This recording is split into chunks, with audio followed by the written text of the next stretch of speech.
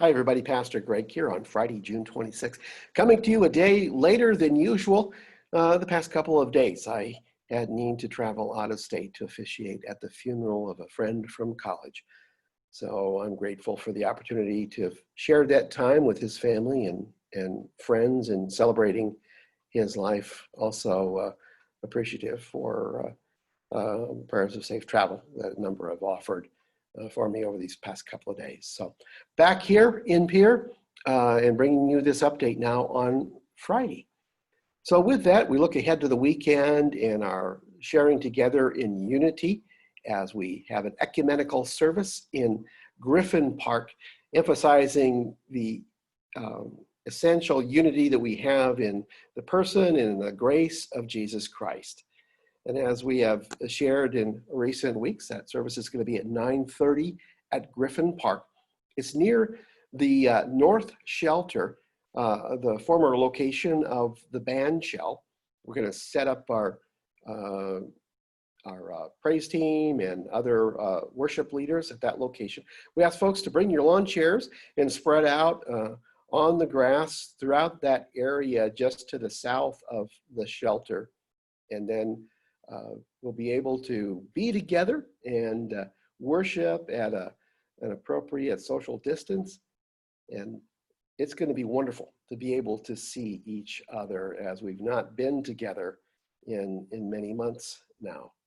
So again, 9:30, and participating churches, of course, are going to be not only Pier First United Methodist, but also First Baptist, First Congregational UCC, the Oahe Presbyterian Church, and Southeast Pier United Methodist.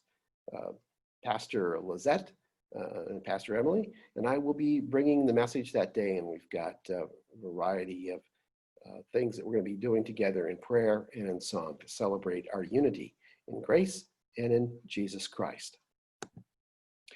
Beacon of Hope nominations are still being requested, and if you know of someone who has been a beacon of hope, especially over these past few months, I encourage you to go to our Facebook page or call the church office and fill out a nomination form so that we can honor those who have been helping us to hold on to hope in these difficult times. These difficult times continue to throw new challenges at us each and every week. And one of those adjustments that we're having to make is that although we have been planning for a while, and I shared last week in greater detail the steps we were taking to return to in-person worship on July 5th, we need to put a pause in our plans to return to in-person worship and activities within our church building and facilities. Our special task force that was created to deal with the process of moving back towards in-person worship met this last week and considered some important data. We've held all along that one of the very important factors we need to consider is what the CDC guidelines are, especially in terms of the number of cases in a particular area.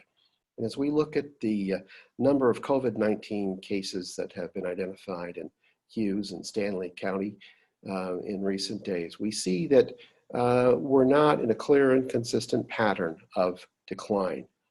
It's not a rapid increase, but it's enough of an increase that it does give us reason to exercise caution. And so we are going to hold off on returning to in-person worship for the time being. I wish I could give you a specific date, but we're going to continue to monitor the situation. And in the meantime, we're going to explore all other options that we have for being able to worship together. Of course, we still have the ongoing possibility of being able to worship online using a limited number of folks within the church building and inviting folks to join on Facebook Live or YouTube or listen to the radio broadcast. Also, with the summer months, it gives us opportunity to gather at safe distances outdoors. And this coming Sunday will be an important experience by which we can assess how that might work. And in fact, there's the possibility that we might be able to continue some sort of an ecumenical gathering, whether it's at Griffin Park or in some other outdoor location in the summer weeks ahead of us. All those things are going to be discussed early this next week. Our leadership team will be meeting. Of course, we can also consult with the members of our special task force. Tuesday, June 30th, this coming Tuesday, the week ahead, we will share information specifically about what the plans will be for Sunday, July 5th, and in all likelihood, the weeks going forward for the foreseeable future. We're going to look at the options, be in conversation with our ecumenical partners, and we will get back to all of you. We'll do a video update. We'll also have email information going out, and I'm going to encourage we also send out a mailing so that everybody can get the information well ahead of next Sunday, July 5th. But we do know that we are going to need to make some adjustments in terms of what's ahead. And we want to be safe. We want to exercise all possible precautions. So be in prayer for our church as we navigate these uncertain waters. But we know we have good people. We have people of faith, people of conscience, people with knowledge about the issues at hand, and the very best possible prayer-filled decision will be made. But we look forward to being able to bring that information to you early next week, and we look forward especially to being able to gather this coming Sunday, Griffin Park, 9:30 a.m. Join us in person. Join us on Facebook Live. Listen to the radio broadcast. God bless you all, and have a blessed day and a blessed weekend.